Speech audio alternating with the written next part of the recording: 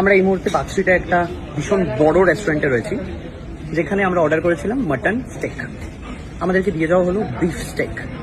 স্বাভাবিকভাবে বলা হয়নি এটা কি, অর্ডার প্লেটে রেখে চলে গেছে। আমরা ভাবছি এটা মাটন স্টেক, আমরা খেয়ে নিলাম। দেন আরও একটা এসে দিয়ে গেল, বলছে এটা মাটন স্টেক। আপনারা দুটো দিয়েছেন, বিফ অ্যান্ড মাটন, বাট আমরা একটাই দিয়েছিলাম।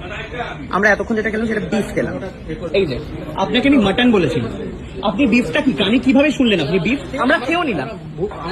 আপনি ভুল করলেন মানে আপনি জানেন আমি ব্রাহ্মণ, মানে বিফ মাটন বলে বিফ খাইয়ে দিলেন। পনিরের জায়গায় চিকেন দিয়ে দেন, ইট ইজ লাইক দ্যাট। আমরা বিফ খাই না দাদা।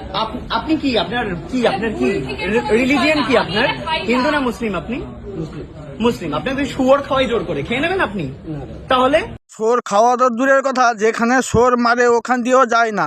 আর আপনি যে ব্রাহ্মণ বাড়ির ছেলে বলে দাবি করছেন, আপনি যে হোটেলটায় ঢুকেছেন নিশ্চয়ই জানেন যে এখানে বিনস বা গো মাংস পাওয়া যায়, লেখা আছে।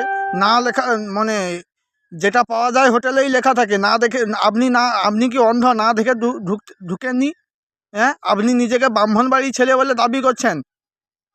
শুনুন, দু হাতে না এক হলে তালি কোনোদিন বাজে না। আগে নিজেকে দেখা দরকার আছে। আর আমাদের হিন্দুদেরকে বিশেষ করে লক্ষ্য করে ঢুকতে হবে যে কোনটা হিন্দু হোটেল, কোনটা মুসলিম হোটেল। দেখুন, আগে নিজেরা সচেতন হোক, তারপরে অপরকে দোষ দিতে যাবেন। বুঝতে পেরেছেন? নিজেরা সচেতন হবে না, যেটাই সেটাই ঢুকে যাবেন, দোষটা ওই লোকের হয়ে গেল নাকি।